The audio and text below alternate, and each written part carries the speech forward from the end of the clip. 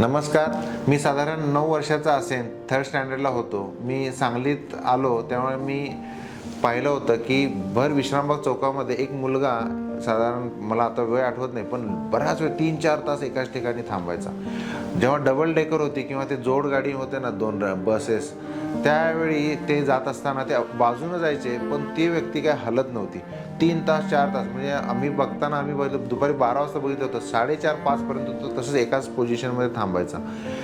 आत्ता सायकॅट्रिस्ट म्हणून मला असं वाटतं की तो कॅटाटोनिक स्किझोफ्रेनियाचा जो प्रकार आहे, एकाच ठिकाणी बराच वेळ उभं राहणं हा प्रकार असू शकतो. कारण आठवड्याभरामध्ये आम्ही त्याच मुलाला आम्ही विश्रामबागच्या गेटजवळ आम्ही पाहिलं होतं की जो दगडं मारत फिरत होता, बडबडत होता.